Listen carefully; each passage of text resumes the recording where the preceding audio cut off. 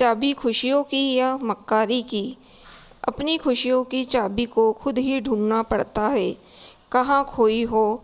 क्या बात है रिद्धिमा, तुम बहुत परेशान लग रही हो। लंच टाइम में सुनीता ने अपने ही ख्यालों में डूबी रिद्धिमा के कंधे पर हाथ रखते हुए कहा, अरे तुम कब आई, मैंने देखा ही नहीं। रिद्धिमा ने धीरे से अपने आंसू पोंछते हुए कहा, इसलिए तो पूछ रही हूँ, क्या बात है, कुछ समस्या है क्या? अभी तुम्हारी शादी को बस 5 महीने ही हुए हैं, लेकिन नई दुल्हन के चेहरे पर नूर ही गायब है।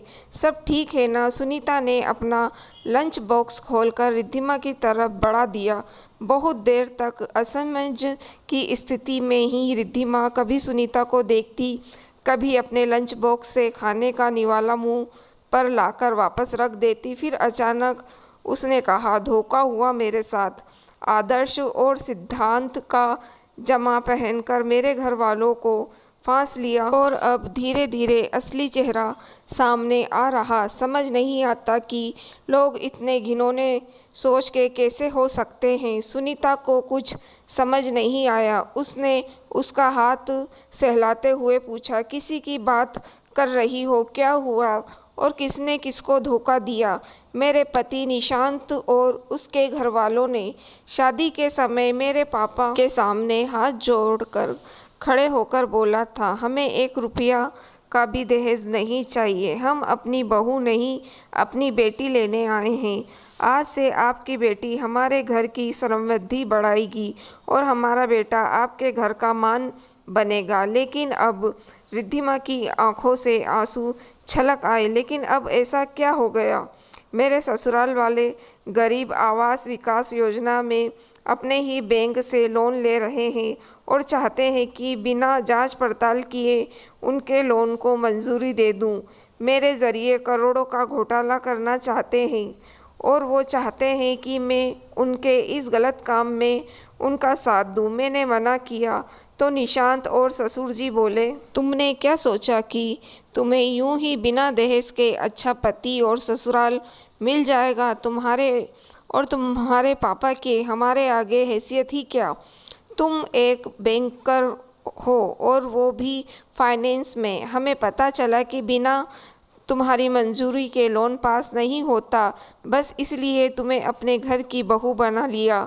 अब अपने ससुराल और ससुराल वालों को हमेशा संपन्न और समृद्ध रखना तुम्हारी जिम्मेदारी भी है और फर्ज भी। मुझे समझ नहीं आ रहा कि मैं क्या करूं, अपने रिश्ते को बचाऊं या फिर सिद्धांतों को।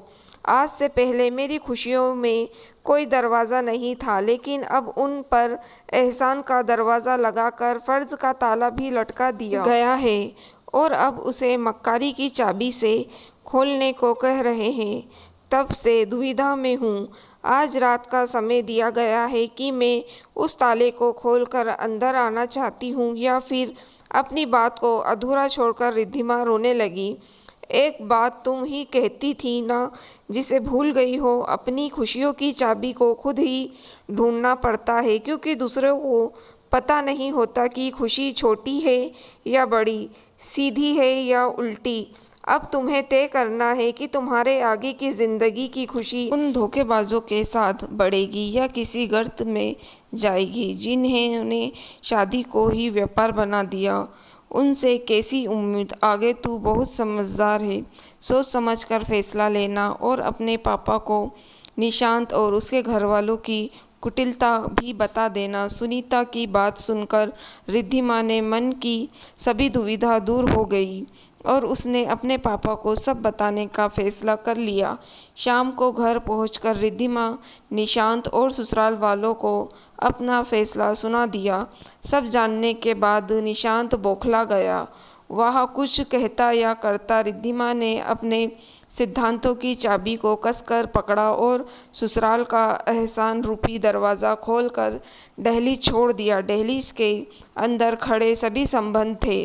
किसी ने नहीं सोचा कि रिद्धिमा का यह फैसला होगा। आपको क्या लगता है कि रिद्धिमा का फैसला सही था? क्या उसे मक्कारी की चाबी बनकर निशांत का साथ देना चाहिए था? अपनी राय लाइक और कमेंट के साथ ज़रूर करें। दोस्तों, अगर आपको कहानी पसंद आई हो तो आप मेरी वीडियो को लाइक और मेरे चैनल को सब्सक्राइब ज़रूर कीजिएगा।